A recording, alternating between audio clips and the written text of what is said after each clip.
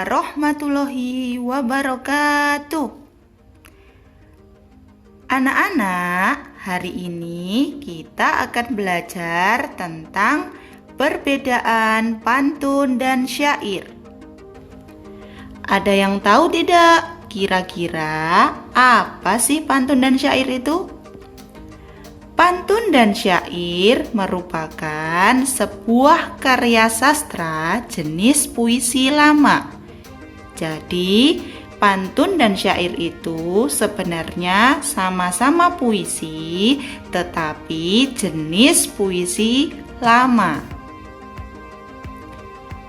Mengapa disebut puisi lama? Ayo, kira-kira di antara kalian ada yang tahu tidak? Nah, kenapa sih kok pantun dan syair termasuk puisi lama? Karena pantun dan syair itu memiliki aturan atau terikat dengan aturan-aturan tertentu, sehingga pantun dan syair tergolong jenis puisi lama. Nah, bagaimana ciri-ciri pantun itu? Apa ciri-ciri pantun itu? Sekarang kita bahas satu persatu. Nah, yang pertama, pantun itu satu baitnya terdiri dari 4 baris. Paham ya di sini? Ustazah lanjutkan. Kemudian satu baris terdiri dari 8 sampai 12 suku kata. Nah, ini yang perlu diperhatikan. Jadi, ketika membuat pantun, jumlah suku katanya dalam satu baris tidak boleh kurang dari 8 dan tidak boleh lebih dari 12. Jadi, boleh 8, 9, 10, 11, dan 12. Lanjut. Bersajak ABAB. Nanti Ustazah jelaskan lagi ya apa yang dimaksud dengan bersajak ABAB. Nah, ciri khusus pantun itu antara lain adalah baris 1 dan 2 disebut sampiran atau pengantarnya. Jadi pantun itu pasti memiliki pengantar.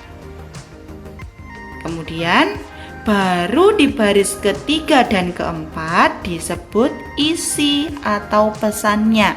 Jadi kalau kalian melihat pantun, membaca pantun, bahkan membuat pantun, untuk menentukan isi atau pesannya yang dibaca adalah baris ketiga dan keempat.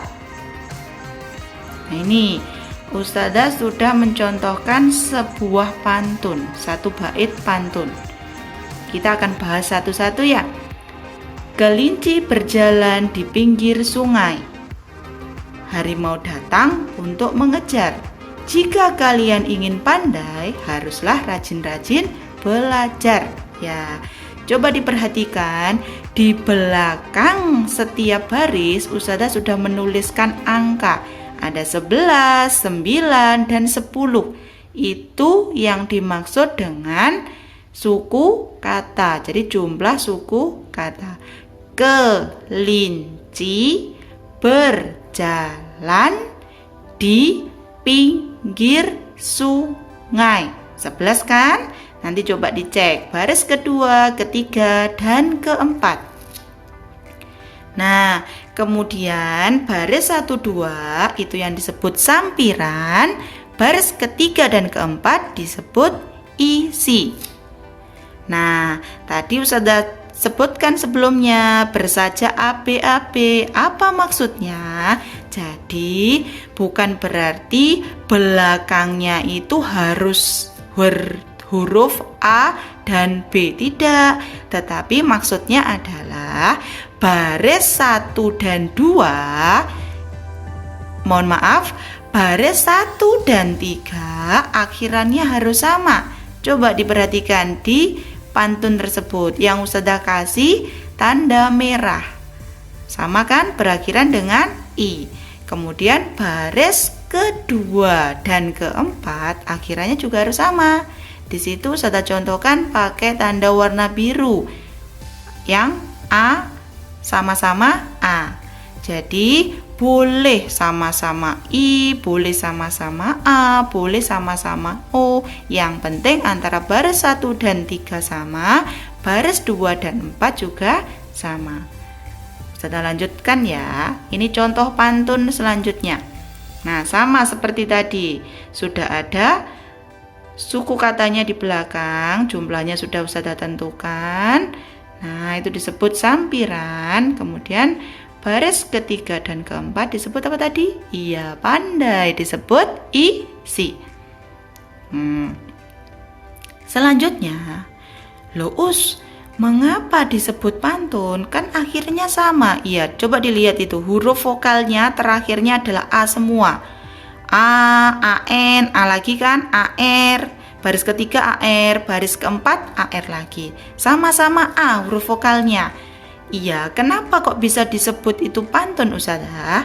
Karena baris 1-2-nya sampiran, masih pengantarnya. Sedangkan baris ketiga dan keempat isinya. Jadi sudah jelas, walaupun akhirannya sama, tetapi memiliki isi dan memiliki sampiran. Paham ya? Ustazah lanjutkan. Nah, yang kedua, biar nanti tahu bedanya pantun dan syair. Coba diperhatikan. Syair sama dengan pantun. 1 bait terdiri dari 4 baris. Jumlah suku katanya juga sama. Nah, ini yang beda. Kalau pantun bersaja AB-AB, kalau syair bersaja AAA, sama semua. Nah, yang terakhir, keempat barisnya merupakan isi, jadi tidak ada sampiran lagi, semuanya adalah isi. Nah, ini contohnya. Sudah ya? Coba diperhatikan, sama-sama berakhiran dengan A, tapi tidak ada sampiran lagi. Semuanya ini mengandung isi. Ya, pandai sekali. Nah, ini semuanya adalah isi, jadi tidak ada sampiran lagi. Ingat ya, bedanya pantun sama bedanya syair. Nah, bersaja A. Maksudnya apa? Nah, ini baris 1 sampai 4 memiliki akhiran yang sama, yaitu A. Us, apakah harus berakhiran A? Tidak, asalkan sama dan tidak ada sampiran, semuanya adalah isi. Paham ya? Nah, ini terakhir, perbedaan pantun dan syair. Coba tadi ada yang masih ingat nggak yang Ustazah jelaskan di awal tadi? Pantun sama syair. Kalau kita cermati, ternyata bedanya hanya sedikit. Kalau pantun ada sampirannya, kemudian sajaknya AB-AB. Kalau syair, keempat barisnya merupakan isi, tidak ada sampiran lagi. Kemudian sajaknya berubah. Kalau pantun tadi AB-AB, kalau syair sajaknya adalah A. Jadi semuanya sama. Oke, sampai di sini paham kan apa yang Ustazah jelaskan tadi? Ustazah berharap dapat dipahami. Kalau belum jelas nanti bisa ditanyakan kembali. Oke, terima kasih anak-anak. Sekian dari Ustazah. Sampai jumpa kembali. Wassalamualaikum warahmatullahi wabarakatuh.